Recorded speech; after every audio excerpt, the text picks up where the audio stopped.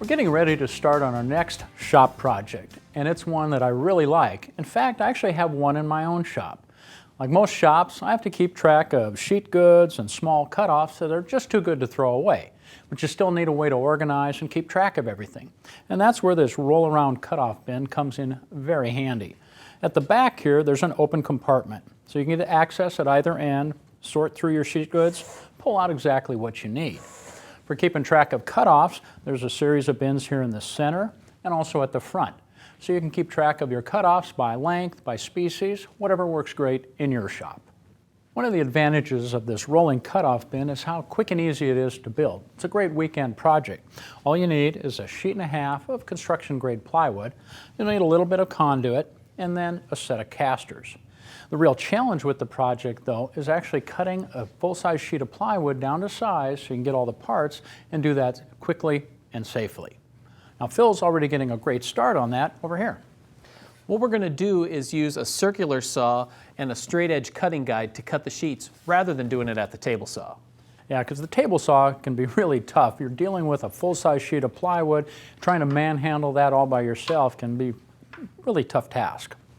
The real trick is getting a circular saw to be able to cut straight, and that's where this cutoff guide comes into play. It's made from an extra wide piece of a base made out of hardboard, and attached to that is a long straight plywood fence.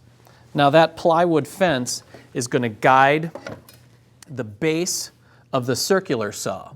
What I need to do here is trim the base so that the distance between the edge of the fence and the edge of the base matches the distance between the base plate and the blade on the circular saw. That creates a reference line, so when I set the base plate in place, I know I'm going to make an accurate cut.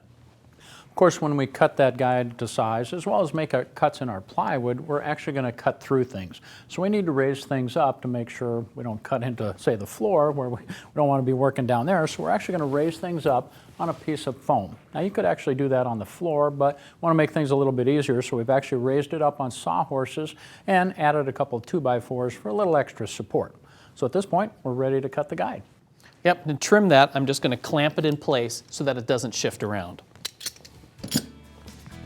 Set the blade of the circular saw so that it just cuts through the hardboard base.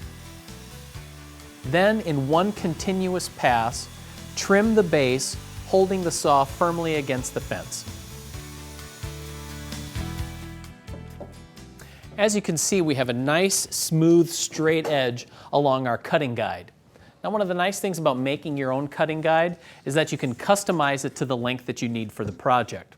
For our purposes, we made this one long enough so that we could set it across to be able to cross-cut the full sheet of plywood, as well as make the longest rip cut that we need for the project. So, depending on what your project needs, you could make it longer or even a little shorter. Well, with our cutting guide complete, we're actually ready to start breaking down this sheet of plywood. But there's a couple things we want to cover before we actually start any cutting. First, we just need to get this in place. Well, the first thing you want to keep in mind is you want to maximize the number of parts that you can get on any sheet of plywood. But you want to go about doing that in a pretty consistent manner. And one of the things that I really like to do is be able to break down the full sheet of plywood into smaller, more manageable pieces as soon as I can. The way that we did that with this project is we had two large identical pieces here. We put them together, and that way we'll be able to cross-cut the sheet right down the middle, right off the bat. Now, you'll find a lot of project parts are fairly similar. Now, they may not all be identical in size, but they may share some things in common. Like all these four parts are all the same length, so we stack those one on top of another. That way, once we do our two cross cuts, creating the parts is just a matter of making a few rip cuts. Once you have the large pieces as well as the similar sized pieces taken care of, what you can begin to do now is go in and fill in the gaps. So along the bottom edge of this sheet here, we've put one of our longer pieces that we just need one of. And that's a way to be able to get the most out of our sheet of plywood and make the most of the money that you spend on it. Right. Well, now that the cutting guide's complete and we've talked a little bit about the layout, one thing I want to mention, we've used a felt tip marker to lay out all these parts so that you could actually see them. That leaves a pretty wide line. When you actually do your layouts, you want to use a finer layout setup, finer lines. After you do your first cut, you just want to double check that the layout lines on the rest work out to the dimensions that you need. Well, we're ready to start cutting this sheet up and then start working on this one. Now, like I said, the cutting guide creates a reference edge, so I can set it up with the edge right on our first cut. Add a couple clamps to that.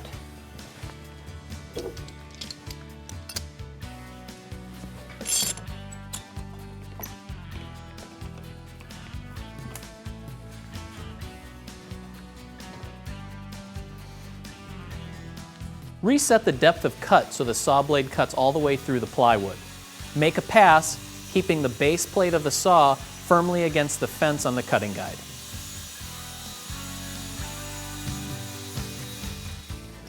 One of the nice things about using a cutting guide like this is how the base of the cutting guide helps back up the cut. Let's pull this cutting guide away and pull the pieces apart and take a look.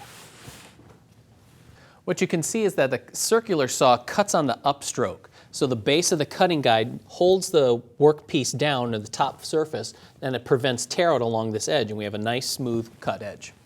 That's one cut. We've got a few more to go, both on these two pieces now, as well as this other one, to create all the parts we need before we're ready to move on to the next part of the project.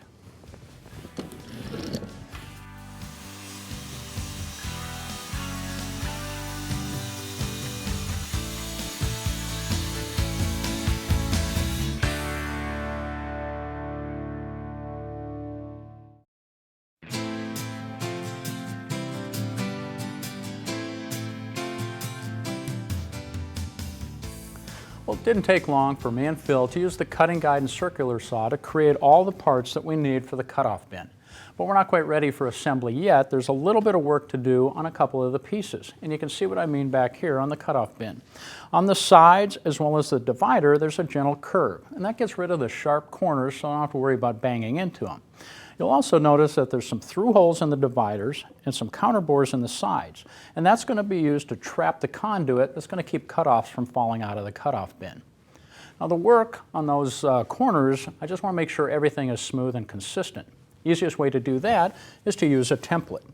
So I drew out the curve that I wanted, removed most of the waste at the bandsaw, and then sanded everything smooth. The nice thing is I can use that on my pieces. I'll just set it in place, and then I can draw a layout line. Then it's a quick trip to the bandsaw to remove most of the waste, staying just outside the layout line. But I still need to get everything nice and flush, so I'm going to do that over at the router table. After that, I'll head to the drill press, where I'll use the holes here to help me locate the holes in the dividers as well as the sides. But first, I need to head to the router table. Well, as I mentioned, I need to smooth this top outside corner, and that's where I'm going to use this template that I've already smoothed. Now, to trim everything flush, I'm going to actually use a flush trim bit mounted in my router table. Now, the bearing here at the top is actually going to ride against the edge of the template to trim everything nice and flush. I do need a way to attach that securely. Now, for that, I'm going to use some double-sided tape. I just need to peel it off. And then the key is to actually attach it in the right spot. Now I sized the template, so all I need to do is make sure that it's flush along the front edge and along the bottom, and it'll be right where I need it. That looks pretty good. Stick that down, and now I'm ready to route. Begin the cut by bringing the straight edge of the template against the bearing. Then make a smooth, steady pass to route the curve smooth.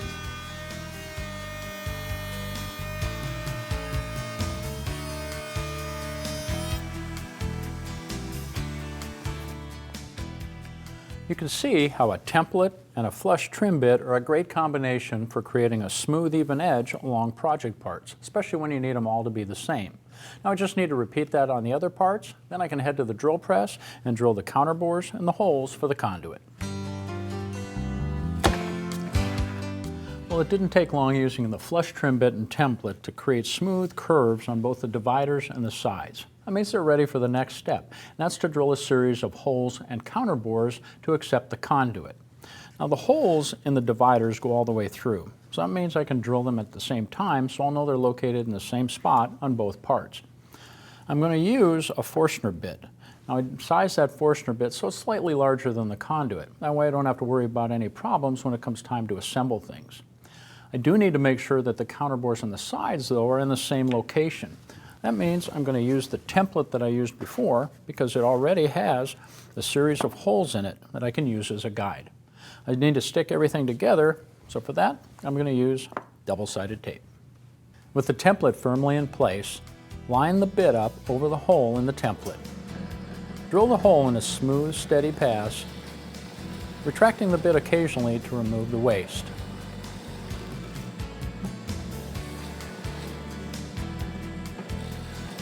Once you complete the hole, slide the assembly along the fence, realign the bit, and repeat the process for the remaining holes.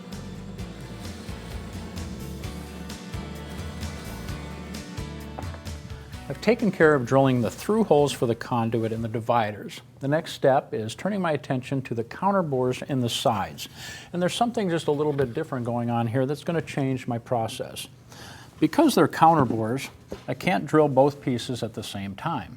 I need to create mirror images of those counter bores. But that doesn't mean I can't use the template. It just means I need to attach the template to the inside face of one of the sides first, drill that series of counter bores, then shift the template to the inside face of the other side, and then drill that series of counter bores. Process is pretty much the same, so I just need to attach the template and start drilling. With the template securely attached and the depth stop reset to drill a counter bore halfway through the side, push the assembly against the fence, align the bit, and drill the counter bore. Slide the assembly along the fence and repeat the process for the other 3 counter bores.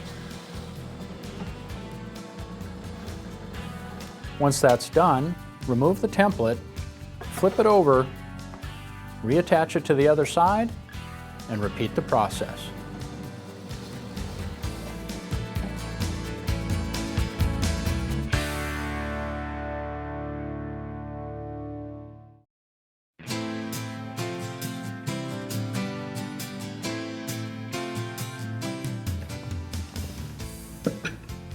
It took a little time to size all the parts for the cutoff bin, and I had to spend some time shaping the front edge of the sides and these dividers, as well as drilling holes and counter bores for the conduit. For assembly, we're going to need some conduit. I have the conduit right here. Now making those pieces, really just a couple of cuts with the hacksaw, and then I did spend a little bit of time sanding off the burrs that you create. Now the assembly process for this project is a little bit tricky, and part of the reason is the only joinery is butt joints, glue, and screws. So there's nothing really to register the parts. So we need to come up with a process to put everything together to make sure everything stays aligned. Right, and in addition to that, we have a lot of pieces that create a lot of different compartments. So you do want to spend a little bit of time coming up with a game plan to get things in the right order. And the right order starts with taking the sides and connecting those to the front of the bin here. But because of this butt joint, there's nothing to register, so we're actually going to use the front dividers for that. You can see what we're talking about here. We've clamped the front divider to the side so that the front edges are nice and flush. What this does is creates a nice square shoulder where we can set the front of the bin in place, and it's going to be just where it needs to be. Now the front of the bin's already been cut to size, but we did have to spend a little bit of time doing some layout work. And that layout work involved locating a series of screw holes. Now those screw holes are going to be used to attach the front of the divider to the front of the bin from the back, and then another set of screw holes that will be used to attach the bin dividers from the front. In addition to those screw holes, we've also drilled the countersunk shank holes in the side of the cutoff bin as well. Then what I need to do now is drill the pilot holes into the bin front. Now when we go to attach these with screws, we're driving the screws into what's essentially the end grain of the plywood panel. To maximize the strength of that joint, we're going to use long wood screws so that we can get as many threads into that bin front as possible. Now Bryan can hold the pieces in place while I drill the pilot holes, but for an extra measure of caution here, we're going to just clamp it in place, lock everything down. Now I can start drilling.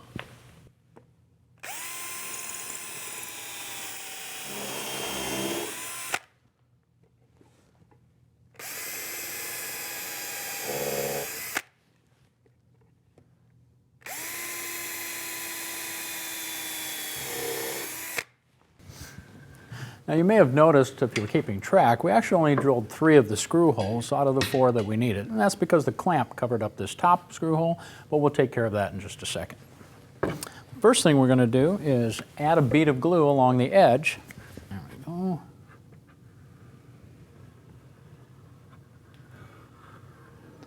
And then bring the side into place.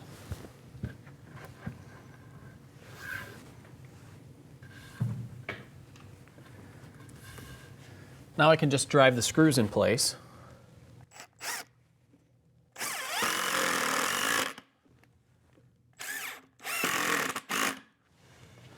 Now with those taken care of, I can drill the pilot hole for the screw and then drive in the screw, and then we're going to repeat the process of drilling those pilot holes on the other end of the cutoff bin.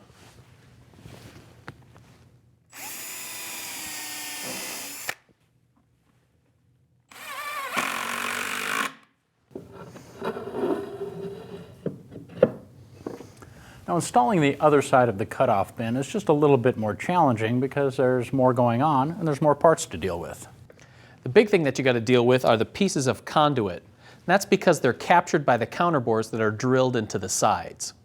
Now to keep things in position, we've actually unclamped this front divider since we don't need it for positioning anymore and actually slid it over. That's going to hold the conduit in about the right position to make it a little easier to install things. What I can do now is run a thin bead of glue along the end of this piece here. Then I can set the side assembly in place and start fitting the conduit into its holes, working my way from the bottom up.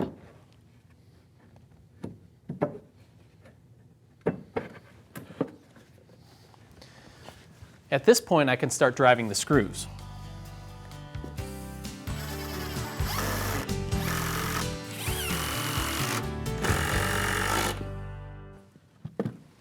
We've been working on installing the dividers on the front of the cutoff bin. There's a couple of things to keep in mind here. First, you want to make sure that the dividers are evenly spaced across the front, and you want to make sure that they're perfectly vertical. Easy way to do that, you might think, would be to use some layout lines and try to keep everything right along that. But that can be a real challenge when you have to drill pilot holes and drive the screws. So we went with a simpler process, and it involves a scrap piece of MDF that's going to act as a spacer. Now we sized that spacer to match the distance from the divider to the side that we were looking for. And one of the things here that you'll notice is because we've installed the conduit already, the front dividers make it a little bit challenging to be able to get some glue in there, so we're only going to go with screws. But it's still going to be plenty strong because we're going to use a lot of screws on the back, and then once we install the bottom for the cutoff bin, we're going to drive screws up through the bottom and into the dividers, so strength isn't an issue. Well, let's show you how this actually works because we still need to locate this divider. Phil will pull that spacer out. The first thing I'm going to do is I'm going to clamp it along the bottom here.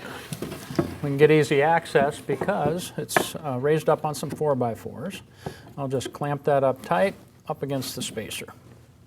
While Brian's taking care of the bottom, I'm going to clamp it up across the top too. Now because the curved shape of the divider, I can't pull a clamp this way, so what I'm going to do is pull a clamp and capture the spacer between the divider and the side. And that's going to hold it in just the right position. Now it's in position at the top and the bottom, but when you start cutting up plywood, things can get a little wonky, things bow. You can see we've got a gap right along here. Well, a deep reach clamp is a great way to help pull that in. Just go right up to the back here, snug that up a little bit. Got a nice tight seam there, and we're ready to install that divider. And here things are going to look pretty familiar. It's just a matter of drilling the pilot holes and driving the screws.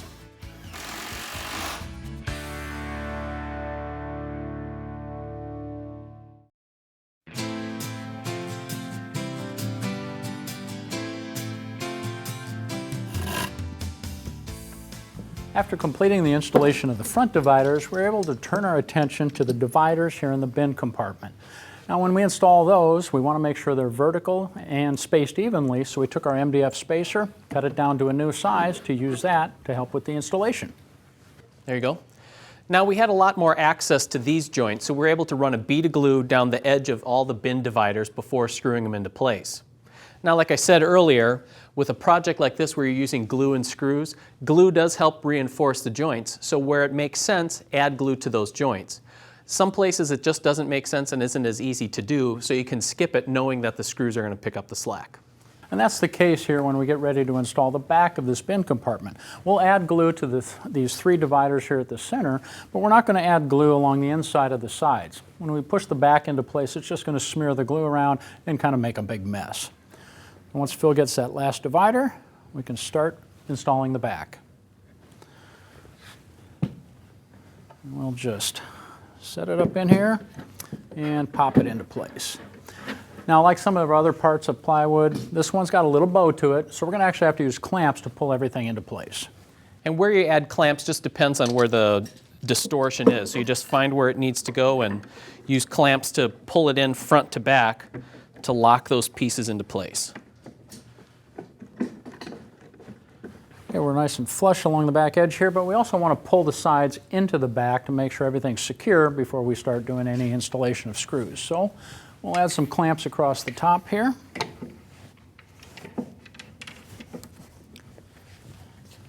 And another along the bottom.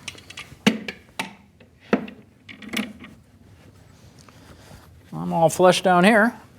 Now, at this point, once you've installed driven in the screws at the front of the bin dividers, with square cuts, these pieces should be pretty square. But if you want to just make sure everything's going to be nice and parallel, you can drop the spacer in at the back, and then it's back to drilling and driving for screws.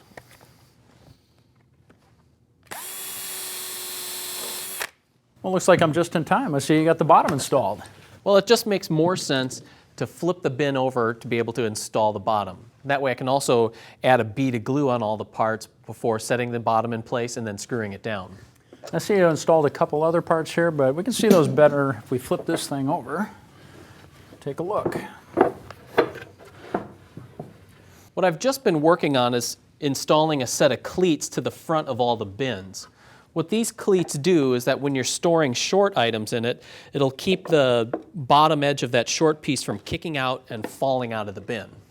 And with those cleats in place, we're ready to focus on the last part of this cutoff bin, and that's the sheet goods storage here at the back. Now, the sheet goods storage is actually raised up a little bit with a shelf that rests on the bottom here.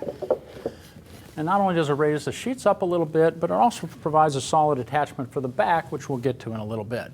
Like the cleats, that shelf is actually installed from the bottom, so we're going to need to flip this back over again.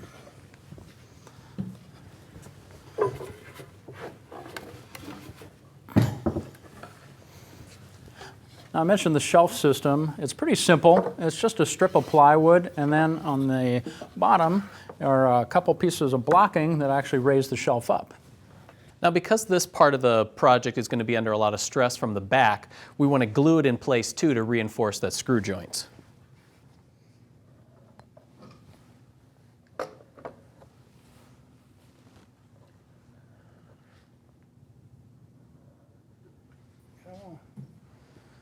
And we can just flip it underneath, get it all lined up, and then we'll clamp it in place.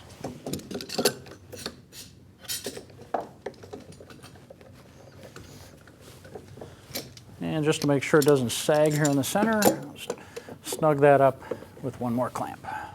Now it's just a matter of driving the screws to attach it.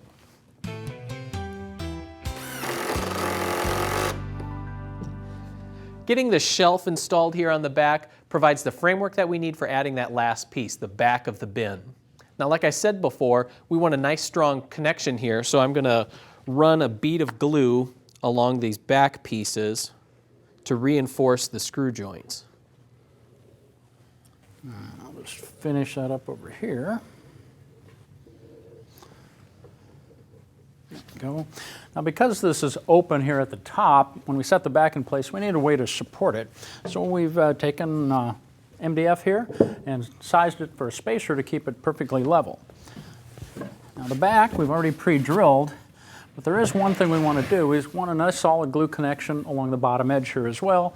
So we need to add just a little bit more glue.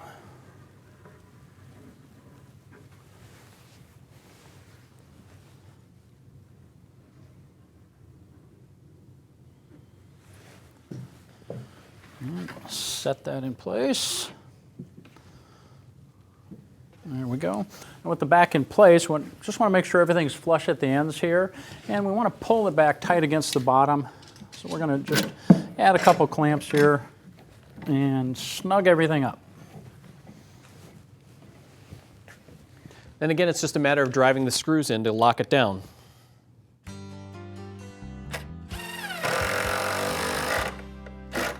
At this point in the process, you could frankly just flip the cutoff bin up, park it in a corner, and call it good.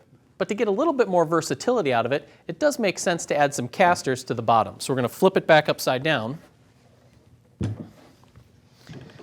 You can see I've drawn in some layout lines to show the offset where the caster plates are going to go.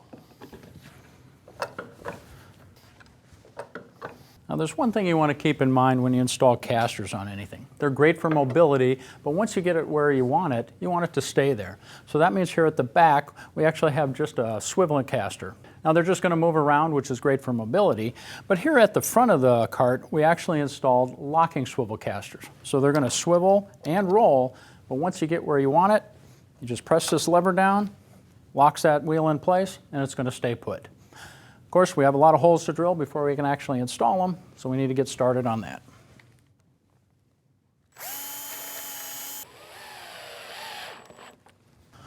That takes care of the last caster, so we can flip this thing over and take a look.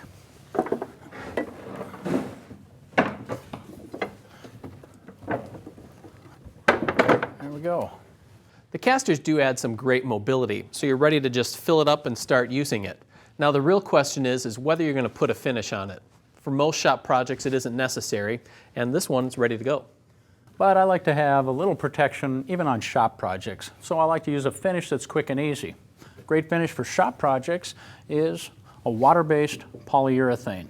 It goes on quick, you can apply a couple of coats, dries fast, so you can get it all done in an afternoon. Afternoon? So that gives us enough time we could put a couple of coats on this. And then what do you think about this? I'll take this one, you can take that one. Don's out of luck. That sounds good to me. Let's get going.